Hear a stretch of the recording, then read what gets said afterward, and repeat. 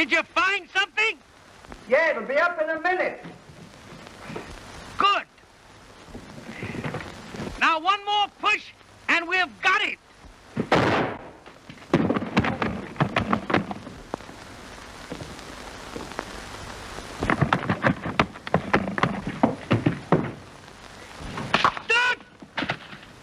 Oh! Laurel and Hardy usually bring to mind bowler hats, baffled stares, flying furniture, and two grown men turning the smallest errand into a complete catastrophe. Stan Laurel was the thin, tearful schemer with the baby face, while Oliver Hardy, known as Babe to his friends, was the grand, wounded gentleman forever trying to preserve his dignity while everything collapsed around him. Together, they became one of the most beloved comedy teams in film history. But behind all that sweetness was a harder story about contracts, money, pride, illness, and one decision that left Stan feeling deeply wounded. Near the end of their lives, the friendship was real, but the old hurt had never fully disappeared. Before we get into their painful final chapter, drop a comment. Tell us who you always loved more on screen, Stan or Ollie, because this is the story of how Oliver Hardy betrayed Stan Laurel before he died. Two men, one magic.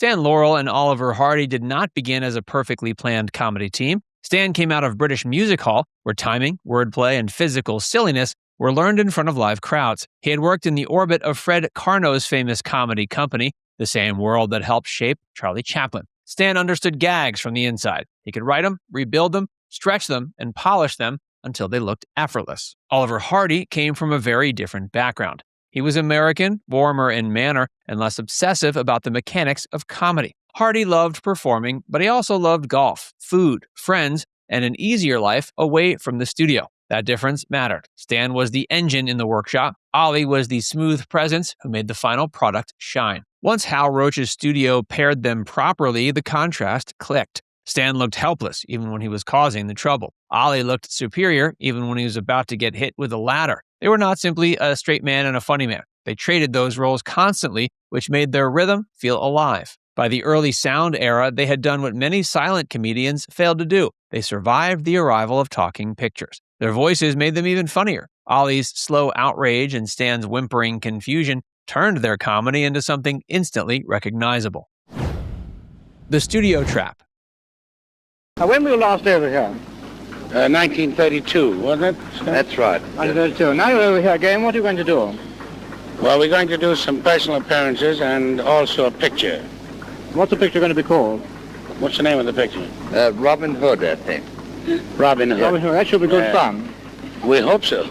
The public saw Laurel and Hardy as inseparable, but the studio didn't always treat them that way. Hal Roach kept them under separate contracts, which gave him power. If one man had a disagreement, the other could still be controlled. That arrangement would become the crack that nearly split the team apart. Stan, more than Ollie, wanted creative control. He wasn't just showing up to perform, he was shaping the films. He cared about scripts, props, editing, and the fine details of how a gag landed. That made him valuable, but also difficult for a producer who wanted authority. By the late 30s, tensions between Stan and Roach boiled over. After years of frustration, Stan's relationship with the studio collapsed. He was fired, suspended, or pushed out depending on which side of the story you believe. But the result was the same. Laurel and Hardy were suddenly not functioning as Laurel and Hardy. That was when the wound happened. Hardy stayed behind and made Zenobia with Harry Langdon. To the studio, it may have looked like business. To Stan, it looked like abandonment. His partner had gone on without him. The Betrayal. I'm the happiest father in the state of Mississippi. So am I. Zenobia was not just some odd side project, it was a warning shot. Roach appeared to be testing whether Oliver Hardy could be paired with someone else. Harry Langdon had been a famous silent comedian, and the studio seemed interested in creating a replacement team if Stan did not fall in line. For Stan, this cut deeper than a normal job dispute. He had poured himself into the act. He had helped build the style, the timing, and the fragile little universe that made Laurel and Hardy work. Seeing Ollie continue with another partner must have felt like watching someone else move into his own house. Hardy's position was complicated. He was still under contract. He had obligations. He may not have felt free to refuse the film. Ollie was also less confrontational than Stan, and he didn't have Stan's appetite for studio battles. He tended to go along, do the work, and keep peace where he could. But emotional damage is not always measured by intent. Stan felt betrayed because the partnership had been treated as replaceable. Even after the two men reunited, that moment stayed between them. They kept working, but the trust was never quite as clean as it had been before. Fame gets smaller. A parvenu? He thinks because my contract's up and yours isn't that I won't be able to go anyplace else and I'll have to take what he's offering. Wait. Mr. Roach? What's a parvenu? Well, it's someone who started out with nothing, got rich, but has no class. Look it up in the dictionary, Hal. There's a picture of you. Oh, you think you're some sort of smart ass, huh? Well, guess what?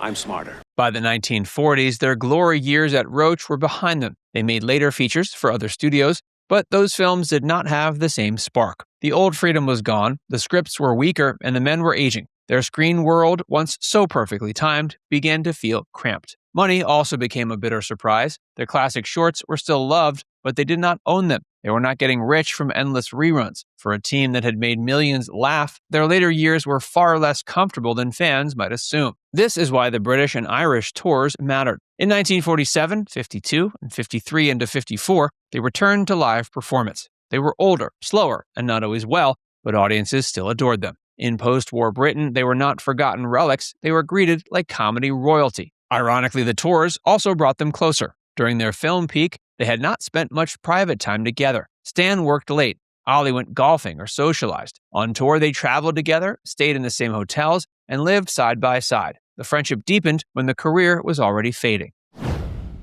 The last bow. Goodbye, brother water rats, and our many friends and fans. Good luck, and God bless you all. We'll never forget you. That's right, Stanley. We never shall. Goodbye.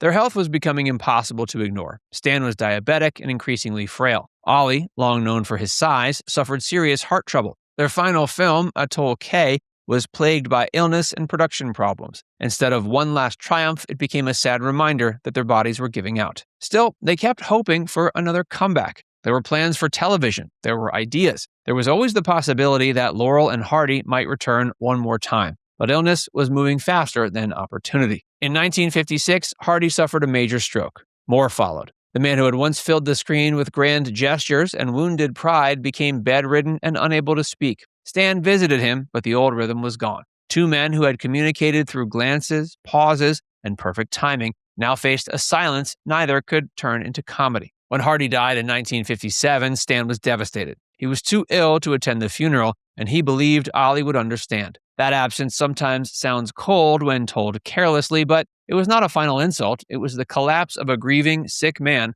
who had lost the one person no audience could ever replace. Old hurt, real love. Gee, Ollie, you know, this is just like old times. You and I been together. You took the words right out of my mouth. We sure used to have a lot of fun, didn't we? We sure did. You remember how dumb I used to be? Yeah? Well, I'm better now. Well, I'm certainly glad to hear it. The strange thing about Stan and Ollie's story is both truths can live side by side. Hardy hurt Laurel when he made Zenobia without him. Stan carried that pain because it struck at the heart of their partnership. It suggested the team could be broken apart by studio pressure and still keep moving. But Hardy was not a villain twirling a mustache. He was a working actor, caught in a studio system that had been designed to keep both men from gaining too much power. He made the film, and Stan felt betrayed. The facts are uncomfortable because they don't fit neatly into a simple hero and villain story. Their later friendship seems to have been sincere. The tours gave them the closeness they had not fully shared at their peak. They laughed together, traveled together, struggled together, and faced the humiliation of fading fame together. Whatever had happened in 1939, they remained bound by something stronger than a contract. Now it's time to hear from you. Do you think Oliver Hardy truly betrayed Stan Laurel when he made Zenobia with another partner? Or was he simply trapped by the studio system and doing the only thing he could do? Let us know in the comments section below.